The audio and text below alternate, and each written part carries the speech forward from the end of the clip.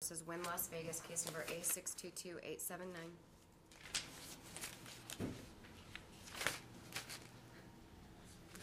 Good morning, Your Honor. How are you today? We are back. You've got the state of Nevada with the Deputy Attorney General here. You've got counsel for Wynn. Counsel for Mr. Baldonado just made his appearance, Highland. With an acute sense of timing. I'm gonna need you guys to give your appearances, your names. Gregory Kamer on behalf of Wynn, Las Vegas. Scott Davis from the Attorney General's Office on behalf of the Labor Commission. 10019. Leon Greenberg on behalf of plaintiffs. Good morning. Good morning. We are here for further argument based on the briefs previously filed as to the application to this case of NRS 608-100 and NRS 613-120. Right? That is correct, Your Honor. Right so far? Absolutely. Good morning, Your Honor. Brian Cohen, just joining in with the defense. Good morning.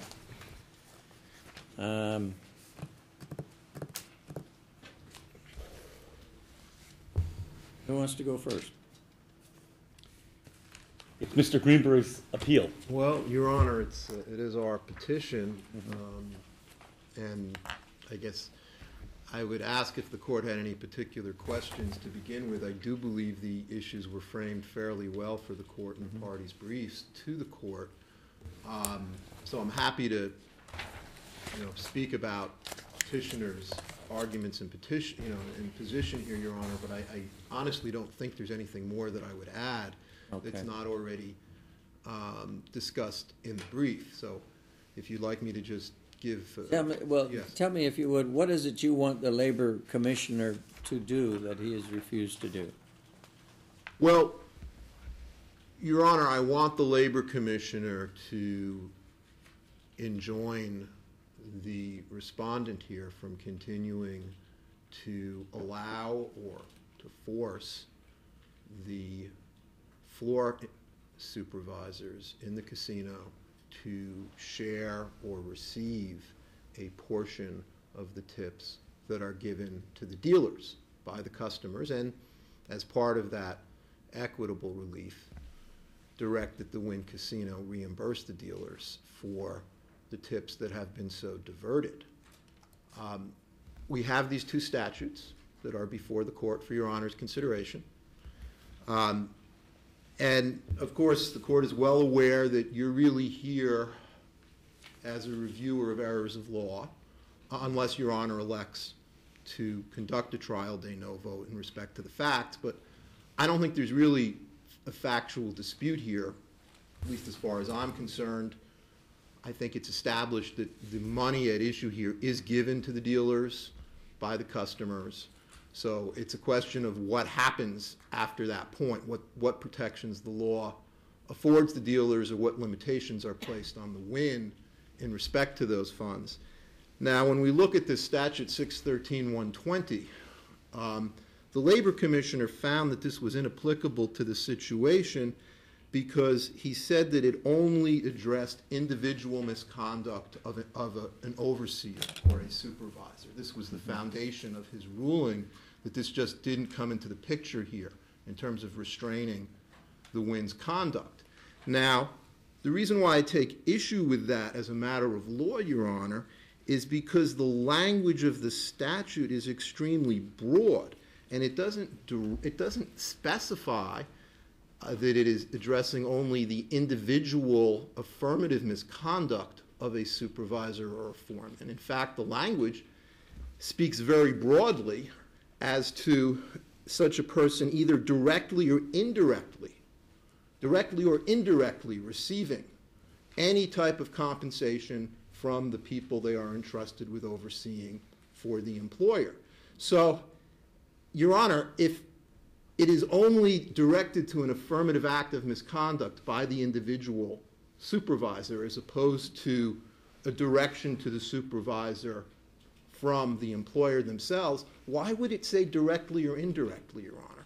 There's no way to reconcile that broad language with the Labor Commissioner's finding as to the application of the statute. And Your Honor can read the statute for yourself. You don't need me to recite it to you.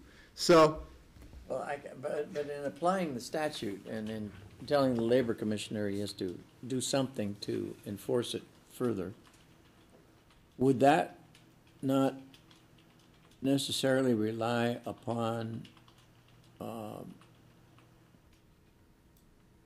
an issue which has already been foreclosed to this court by the Supreme Court?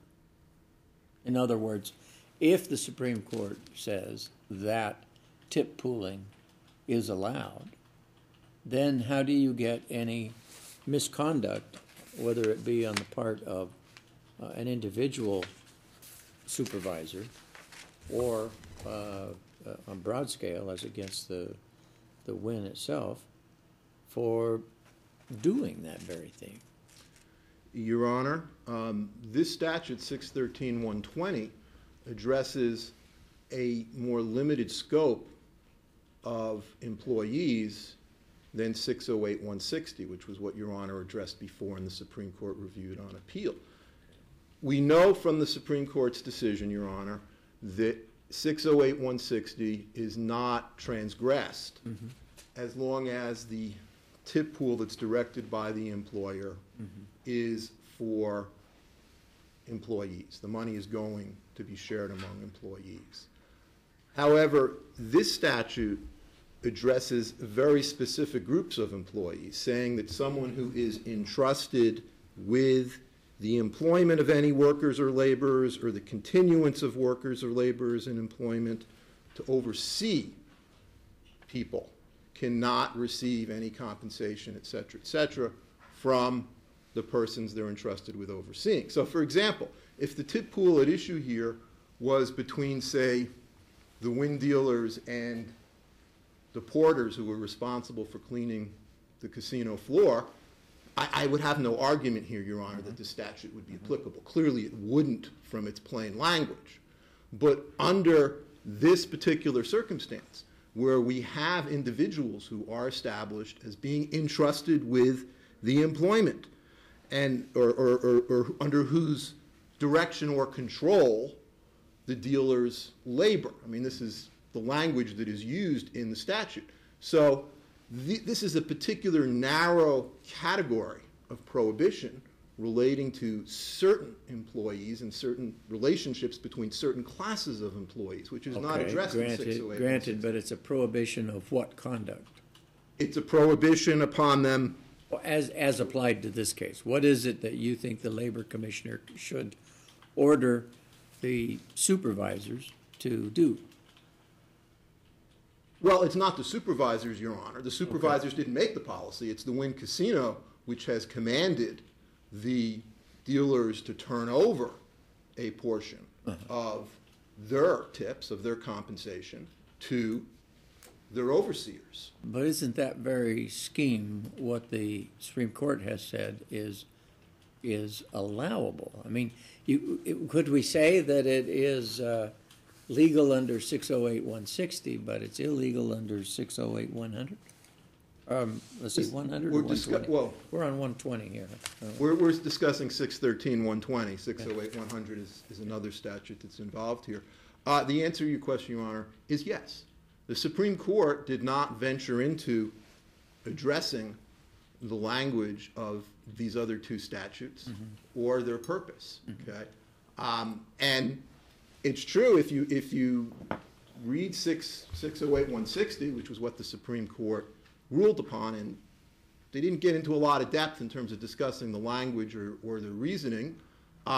Certainly there's no language in there that talks about categories of employees or relationships between groups of employees as being entrusted under direction or control with employment or anything like that. I mean, it's a broad, generic type of statute that doesn't address this specific kind of relationship, which is addressed very clearly in 613-120, this concept of the overseer employee, the one who is entrusted with, who directs and controls the other employee, being prohibited from receiving either directly or indirectly any compensation, et cetera, from the people that they are entrusted with overseeing. So we have this statutory language, Your Honor, we have silence from the Supreme Court on the application of this statute. So the burden is on Your Honor to read the statute and do your best to apply the law as you can reason it from the statutory language. I mean, unfortunately, we don't have any legislative history that enlightens the statute further, but I would submit that the broad language of the statute, I mean, it makes it a point to go on in great detail about a manager, superintendent, officer, agent, servant, foreman, shift boss, or other employee of any person or corporation charged or entrusted with the employment of any workers or laborers, so forth and so on in terms of the prohibition. So it's casting this very broad net, okay, in terms of what it is prohibiting, Your Honor. So for the Labor Commissioner to say, well, this statute doesn't apply because it only involves an individual foreman who affirmatively engages in some sort of shakedown on their own or some sort of extortionary behavior or Let's conduct. assume that I agree with that point. That the statute should be read to also prohibit certain policies being effectuated by supervisors as a general proposition. How do we, I mean, would I not be I mean, how do you get over the burden that we have to look to the very thing. It's not enough to say, well, you're incorrect in your interpretation of that. If the plain fact is that since he took that action or inaction, the conduct or the actions which you're complaining of have already been found to be, as a matter of Nevada law, permissible. I mean, in other words, is it enough to simply say, well, we think you're wrong, Mr. Commissioner, when you say that it's only to be used for rogue actions or the actions of rogue supervisors, but the end result is the same? Well, Your Honor, that most respectfully is a determination for you to make, of course. Yeah. I would submit that what is prohibited by one statute or allowed by one statute is not necessarily allowed by a different statute. And as I was pointing out to Your Honor, the prohibition here is quite narrow. Yeah. It refers to particular relationship among particular classes of employees, whereas 608-160 does not purport to address any particular relationship among classes of employees, or at least it was certainly found by the Supreme Court not to, because the Supreme Court, in looking at 608-160, said it does not matter the nature of the employee's status in terms of a tip pooling arrangement. The only thing that matters is that all of the money needs to go to employees. Beyond that, there is no limitation imposed under 608-160. We know that is the holding of the Supreme Court here. In terms of that holding's relationship to a statute like 613-120, the Supreme Court gave us no guidance in its decision, Your Honor. It simply said that, well, we think the district court needs to take a look at this in the first instance because it's not before us, since Your Honor actually did not reach these issues previously. So it is now your burden to reach them, Your Honor. I would submit that you can't draw any direction on your application, your ruling that you need to make on these two statutes from the Supreme Court's decision, because the Supreme Court's decision doesn't address these statutes and it doesn't provide you any guidance on from your otherwise. perspective, it would be enough to say, well, I don't reverse, I suppose. What do I do? Well, in effect, to reverse the action of the Labor Commissioner on the basis that his interpretation of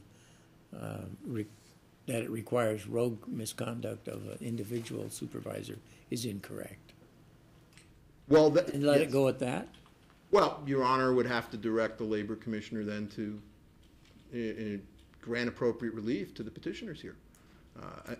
Look, there is no factual dispute here, Your Honor, that these tips are compensation in the first instance that is earned and bestowed and given to the dealers. It's the dealers' money, okay?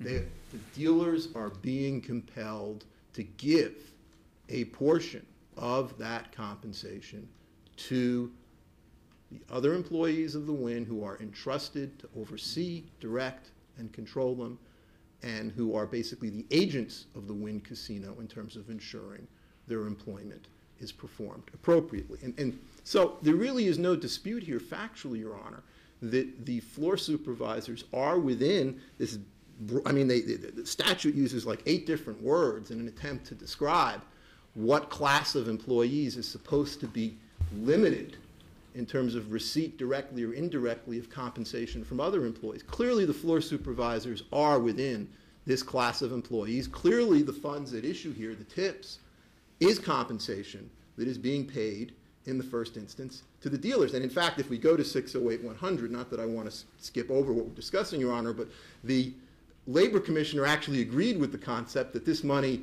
is earned by the dealer. So it is earned by, he has this issue with it being paid to them, which I think is a completely artificial distinction, which we can get to, but we're not discussing that statute. So it's the dealer's money.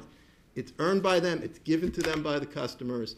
They are being compelled by the employer, not by the floor supervisors themselves, but by the employer, to give indirectly, essentially, the money to the prohibited class of employees under 613-120. And it is indirect because the tips go into the box goes to the cage, Wynn's management in the cage takes the money out of the box, and then divides it up, giving a portion to the prohibited supervisors under the statute.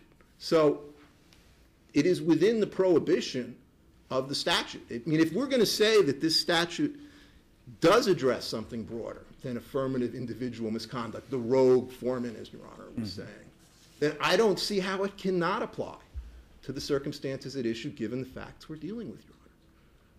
Well, if you're speaking of, you know, the ultimate resolution, I think that we could say that.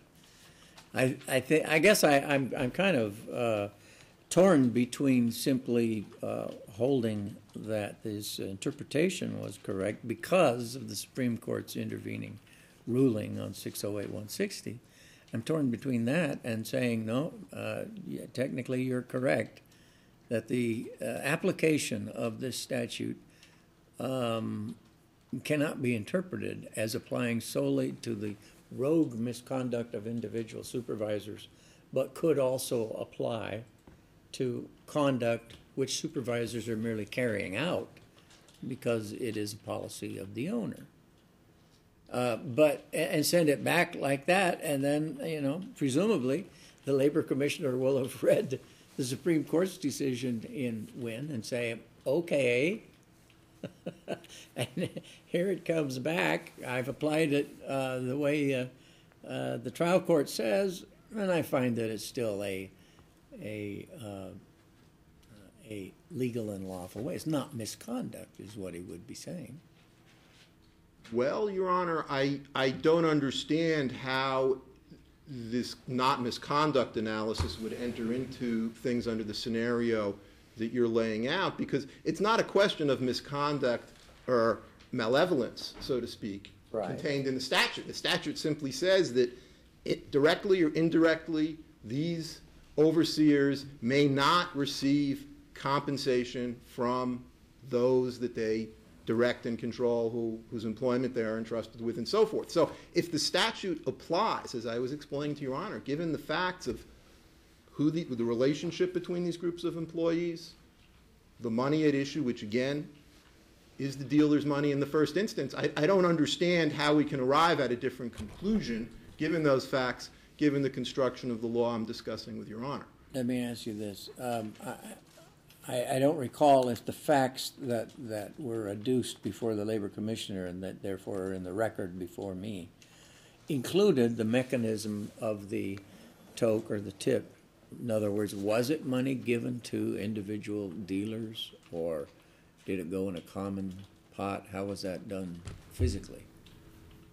The physical arrangement, Your Honor, was the traditional arrangement, which was players tip at the table for the table games dealers. Those tips go into a box at the table, And Do they and go the- into the box? The dealer would be responsible for putting it in the box. Okay, so the box- customer Yes. actually hands it to the dealer, Or they put it on the table. or they put it on the table. The dealer picks it up and puts it in a common box. That is correct, Your Honor. And prior to 2000, He does that because of the policy. well, Your Honor, he does that because that is actually the custom and practice in almost in every Nevada casino in the last 10, 20 years. I mean, until 2000, when the casino opened, that was the policy. And that's the policy at every major resort on the Las Vegas Strip, Your Honor, and downtown. But we're speaking of, when you say custom practice and policy, are those interchangeable? Is it the custom because the dealers originally decided, look, let's just put them all in a common one and then we'll divvy them out equally? That's the only fair way for us to do it. Us meaning us dealers.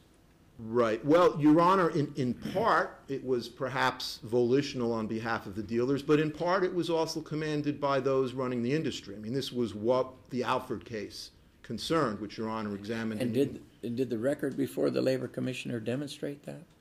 Well, the record before the Labor Commissioner, it's uncontested that until September of 2006, the tokes went in the box and the Okay. dealers split them among themselves. I mean, that was the policy from when the property opened in 2005 until that time. Then in 2006, Mr. Wynn was complaining that the dealers were making more than his floor supervisors, and therefore he decided that 15% of the tokes that were otherwise going into that box would then go to the floor supervisors, because he didn't feel like giving them a raise himself. So the command here is for the tokes, which again, historically have been given to the dealers, clearly are being given to the dealers. And Your Honor, again, there's no factual dispute here, because if the supervisors were getting the tokes from the customers, Mr. Wynn would have never instituted this policy, because if they were getting a comparable amount of the tokes, they would be earning more than the dealers. I mean, he set up this policy to take that 15% to be sure that these floor supervisors, rather than making $20,000 or $30,000 a year less than the minimum wage dealers, were making a little more than the minimum wage dealers with their salaries, which are about $60,000 a year, plus their share of the toke pool. So there's no question here, Your Honor, that the money at issue was being given to the dealers, has always been given to the dealers, and is being given to the dealers. Again, there's really no factual dispute that it's the dealer's money in the first instance.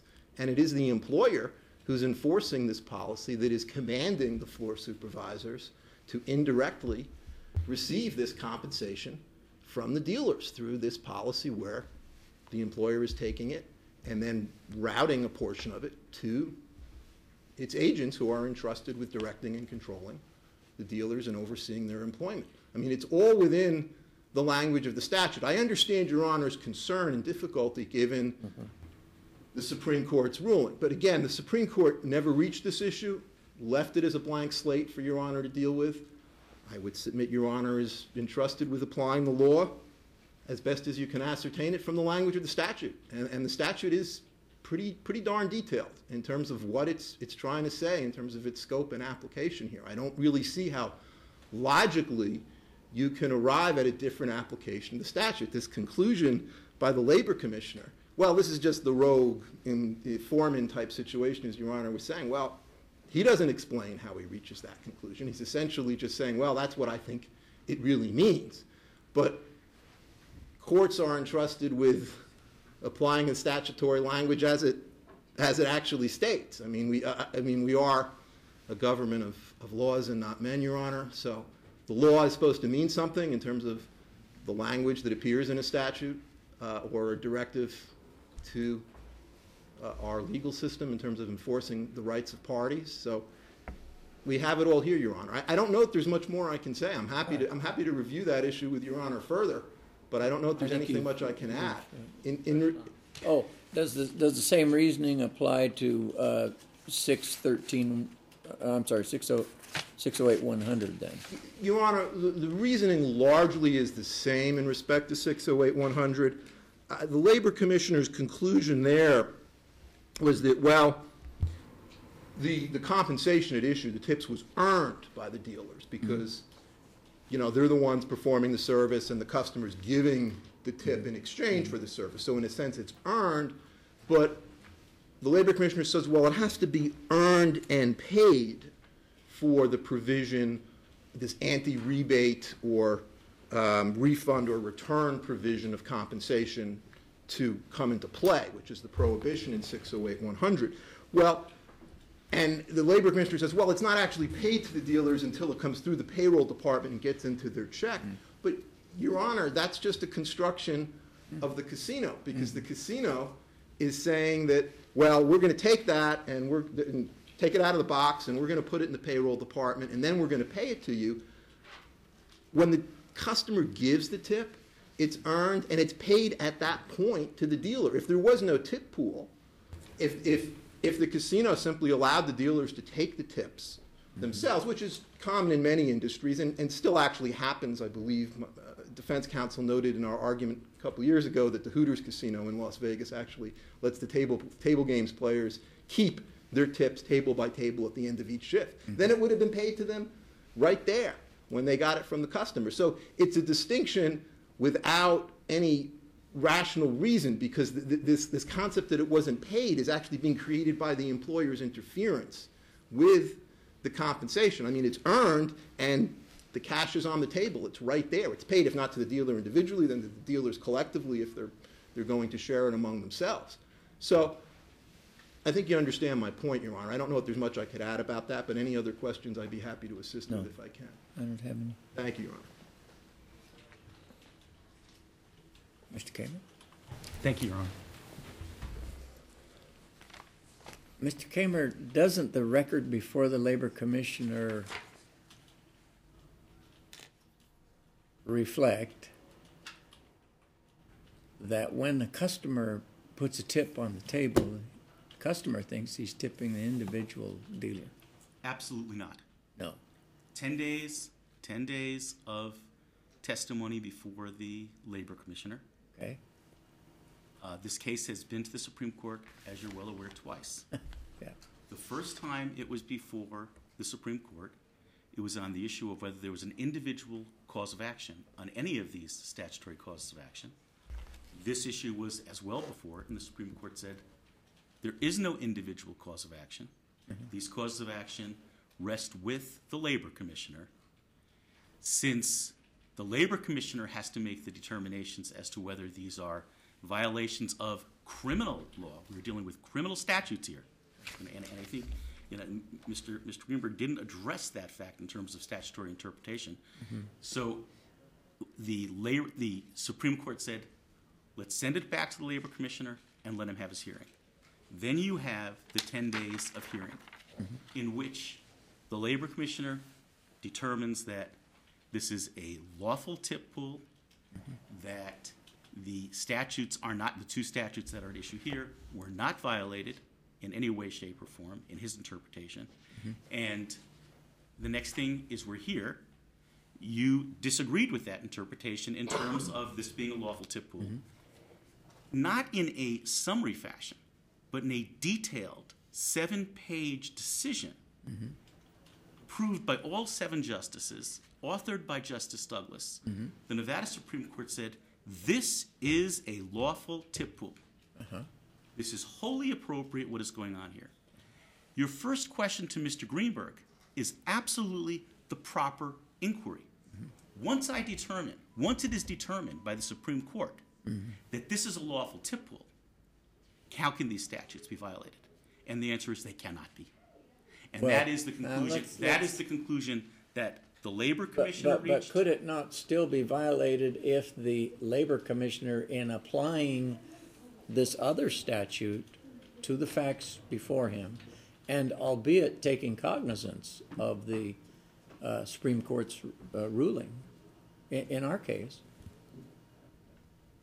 would it not still be violated if he says, and besides that, it only applies to rogue misconduct of supervisors, and it cannot, this statute cannot be used to proscribe conduct which is a policy of the hotel, and in this case, a legal policy. And that is the decision of the Labor Commissioner, that since it was a lawful policy, whether it's the rogue issue stands on its own. This Yeah. wasn't a rogue supervisor.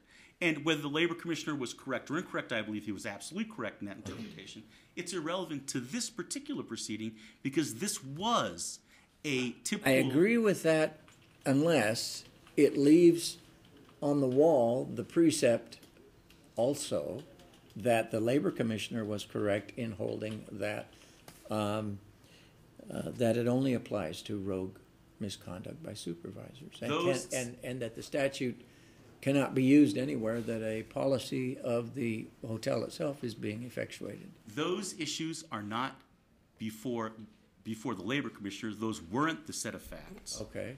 Those aren't the facts that are before your honor. And The they facts are, that are before your honor is a tip pool that was ordered by hotel management that the Supreme Court has said is lawful. That's the facts that are before your honor. And as to that lawful tip pool, once it is deemed to be lawful, these two statutes have no relevance. Now, whether these statutes could apply in another set of facts, that's an argument for another day.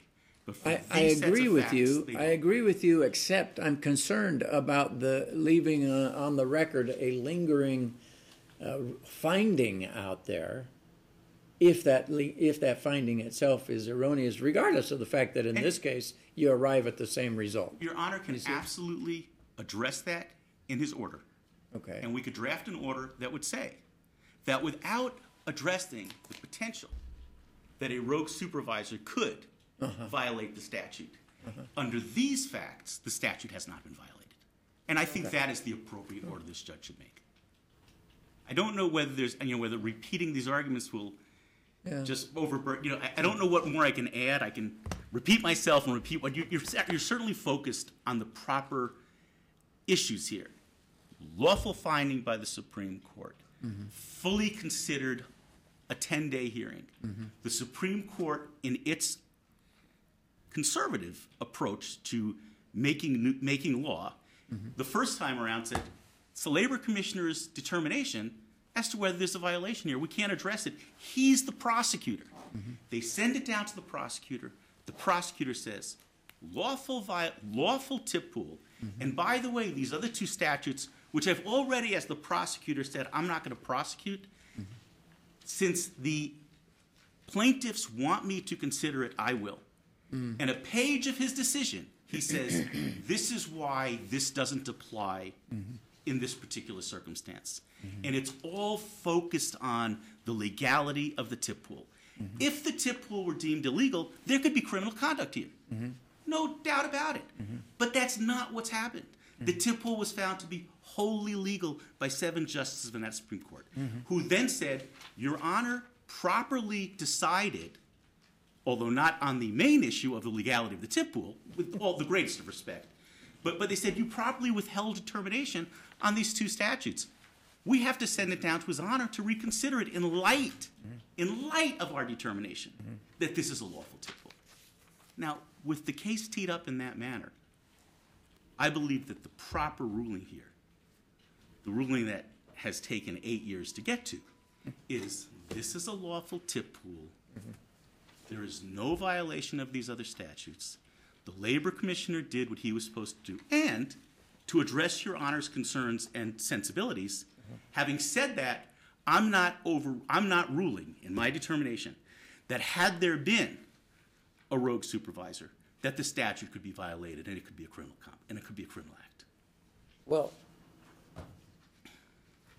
I didn't think that was quite the point that was being raised. No, by the Mr. plaintiffs. Greenberg was trying to re-argue the whole case and say the tip pool's illegal and the sharing is improper. And I again, thought he's it trying to get was- around 608, Well, let me put it this way. Was there a finding by the labor commissioner in his order that the statute, and I guess for starters, we would look at 613-120, that it could only apply to rogue misconduct by, or maybe not using those words, but could only apply to rogue misconduct by an individual supervisor and could not apply to conduct which a supervisor did in carrying out the policy of the owner. Greenberg, let me ask you the same question. Well, Your Honor, The labor commissioner found that the floor supervisors are not employers. They don't have the power to hire and fire. Okay. But it is conceded that they have, as I quote, a mix of responsibilities, some supervisory, some administrative, and some customer service.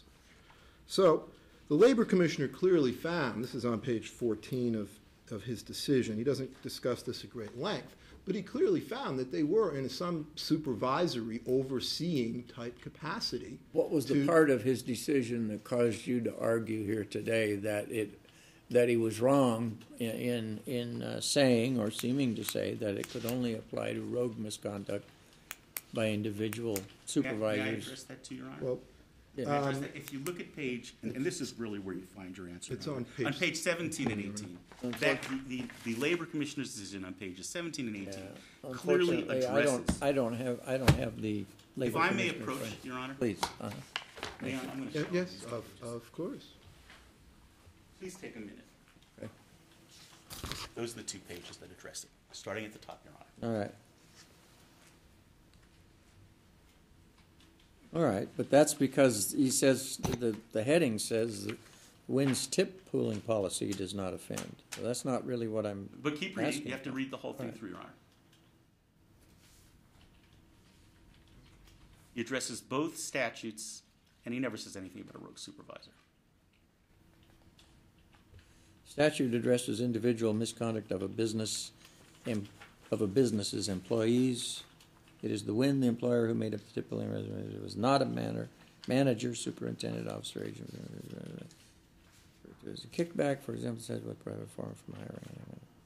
So I guess, Mr. Greenberg, your argument is that implicit in that statement, in that holding by the commissioner, is the notion that it could only, these statutes could only apply to individual rogue misconduct by, Well, is that where the argument comes from? Your Honor, I borrowed the rogue term from the court today, Your Okay. Honor. But the point is, the labor commissioner is clear. He's talking about individual misconduct. He's talking about a volitional affirmative act by an individual manager, superintendent, officer, agent, servant, etc. of the employer, not an employer's policy, which is at issue in this case. And as I was explaining to the court when we were discussing this before, I don't see how that application of the statute can possibly coincide with the clear statutory language with this prohibition against those overseers directly or indirectly receiving any compensation, et cetera, because if it's got to be affirmative, if it's got to be an intentional volitional act of an individual, how can it be an indirect receipt? Because obviously you're taking the direct steps to make it happen. So that use of that indirect receipt prohibition clearly establishes that the statute does cover an employer's policy that effectuates the same result. All right. Let me just take a second, interrupt these fine arguments for just a second. I see we have some students with us today. Can you tell us what school these students are from? Thompson Elementary. Is this a particular class that they're taking that brings them here, or how are they grouped? It's a whole group, yeah, 5th grade came today. History. No. Did you say history? No. 5th graders all came today. And what's the subject? What are they coming to see? And how it works, and I'm trying to get an understanding of what you're doing here. Okay. Well, the long and the short of today, students, is that when a trial court judge makes an order, it can be appealed to a higher court. And if they disagree with the interpretation the trial court made, they can send it back and say, we think you're wrong, and you should apply the statute in this other way. So now we're looking at what happens if you apply it the other way. All right. Mr. Kamer, I'm persuaded, to this point at least, that what you suggest is probably the better way to handle it. My only concern out of all this, I think that ultimately you arrive at the result that, the same result that the Labor Commissioner did, that it can be done. It can be legally done. But that's really more an interpretation of 608-160. And I'm concerned with whether or not because of the decision of the labor commissioner, there is this lingering holding that that this court agrees with, that it can only apply, that 613-120 or 608-100 only apply to essentially what I call rogue misconduct, something a supervisor does of his own volition for kickback purposes, and that by its terms, it could only apply to such conduct. Because as I read the statute itself, I'm not sure where the basis of that. We that will kind of draft an finding. order that would be extremely narrow, that would simply uphold the labor commissioner's actions in this matter, and that will not allow one to read in that you are agreeing with any kind of a broader interpretation of 608-100.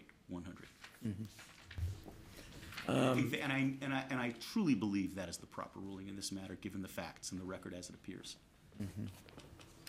Well, I am similarly persuaded. We'll let Mr. Greenberg get this one last chance. I don't want to cut you off. No, Will no, you finish? I just wanted to make sure that the Deputy Attorney General for the Labor Commissioner has an opportunity to address the court if the court is so inclined, or if the Deputy Attorney General is so inclined. Thank you. Let's make him earn his keep. Thank you, Your Honor. I actually don't have too much to add. As you know, the Labor Commissioner's Office did not file a brief in this matter, so I don't want to add anything beyond just stating that the Labor Commissioner did address these statutes in his order. The order stands on its own. What's your view on this question before us today?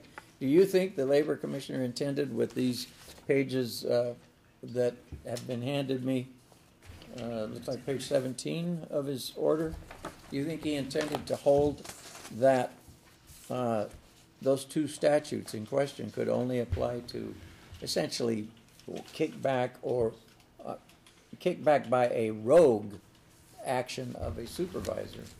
Not as to both of the statutes, no, Your Honor. In fact, at the bottom of page 17, if you still have the Labor Commissioner's order, the Labor Commissioner, after addressing 613-120 and stating that that statute applies to individual employees, or the individual misconduct of a business employees is the phrase used by the Labor Commissioner. At the bottom of that page, when he turns his attention to 608-100, in fact, this is line 23 or 24, it looks like it actually appears between the numbers.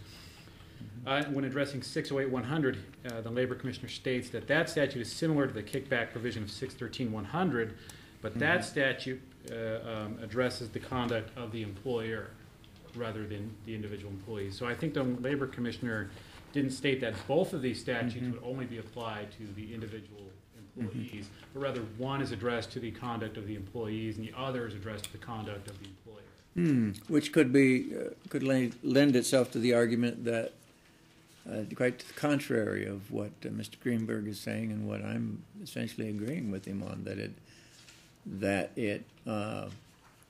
it could be interpreted, that is 613-120 could be interpreted to apply to conduct which is essentially emanates from the owner, not an individual. From my perspective as the attorney for the Labor Commissioner in an enforcement proceeding, I think 613-120 could be used in an enforcement proceeding by the Labor Commissioner to go after the individual employees that are participating in an employer's policy.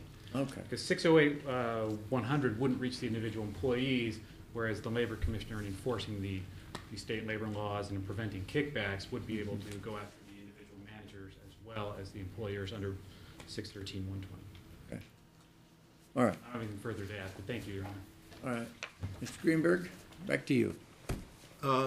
Your Honor, just to summarize, if we are going to conclude that 613-120 does have application beyond the affirmative acts of an individual supervisor, that it does have the scope that I was discussing with you, then under the facts presented, I do not understand how it would not prohibit the conduct at issue, because again, the facts establish that these individuals are supervisors. The Labor Commissioner found so, that they are within essentially this. They may not be employers, they don't have the ultimate hiring and firing authority, but they don't have to under 613-120. That's not what the statute says. So they're within the class of employees prohibited by the statute. The statute prohibits them from indirectly receiving compensation from the people they oversee, that they direct and control. The money at issue here was the dealer's money. It was earned, given to them. Logically, it does not add up, Your Honor. But ultimately, Your Honor has to arrive at a decision here. I understand the court may be a little bit sort of perplexed or perhaps put in the fog, perhaps, by what the Supreme Court did on their appeal decision, since they never reached this, but they did certainly clearly reach the 608-160 issue and made a decision such as it is. I don't know that perplexed would be the correct word. I honestly disagree with the Supreme Court's opinion, obviously, or I wouldn't have entered the ruling that I did in the first place. I will tell you I was somewhat surprised that there was not one dissenting opinion, because to me, I'm a simple sort of fellow.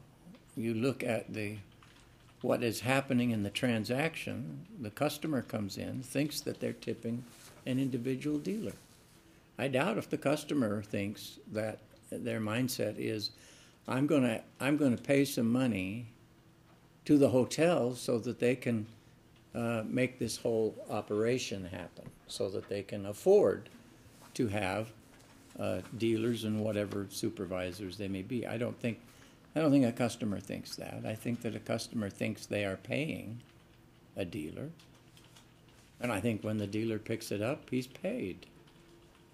I think that the dealer, it is logical. It is a simple sort of logic, which I like the law to do when it can, to look at a transaction like that and say, well, it appears that the dealer received this compensation as a tip, and if you want to call it compensation, that's fine. You know, I mean, that. Again, the logic, the simplistic logic is there are some jobs that make so much money at tips that an employer doesn't have to worry about paying much of a salary. And that's a reality. That's the way it is in some jobs. So to me, to say that that when a customer puts the money down, as far as they're concerned, they are paying the hotel to make their payment structure, their compensation structure, come out fairly. See, I don't fault the Wynn as a corporation or Mr. Wynn in the logic of his idea of trying to be fair to all parties. I don't fault him in that. But I do say that the application of the law has to have consistency. And it doesn't seem to me consistent or realistic to say that is anything other than compensation to an individual dealer who then has the choice of what to do with the money. And if they want to throw it in and participate, then they do. Now, having said that, as I said, I'm a simple sort of fellow. I don't gamble. I go to the casinos for other reasons when I go, usually to see entertainment or other things. Take my visitors, like every other Las Vegan, takes them to the casino for them to lose their money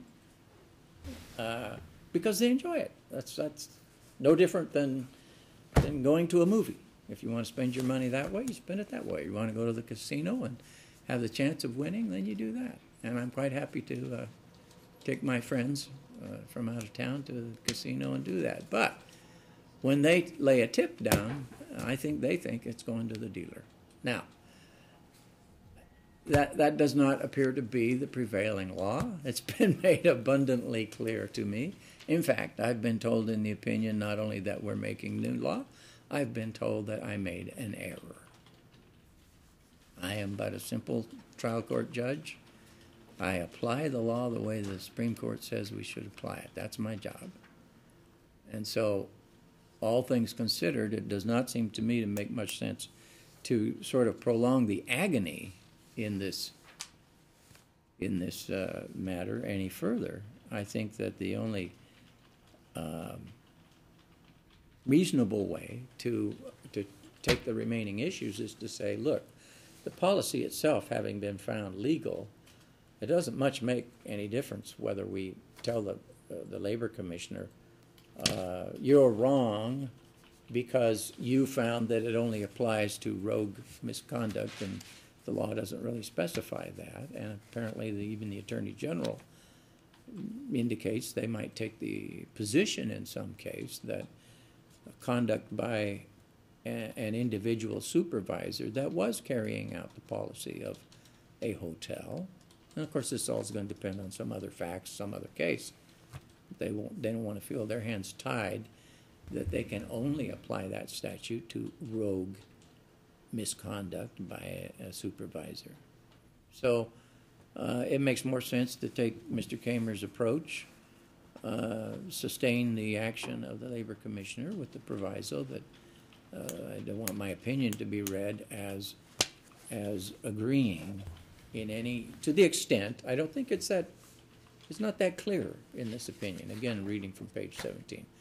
It's not that clear. I understand your argument that what he's saying is it only applies to rogue misconduct, but what I call rogue misconduct, but it's not that explicit. I simply would not want this to be read as precedent for the position hereafter that it can only apply to what I'm calling rogue misconduct and could not apply where the supervisor's carrying out the policy of the hotel. If you will permit us, we will draft an order. We will run it by Mr. Greenberg. We will be extremely sensitive to your sensibilities as to how you view the matter, Okay. and we will take it from there. Is that okay, Your Honor?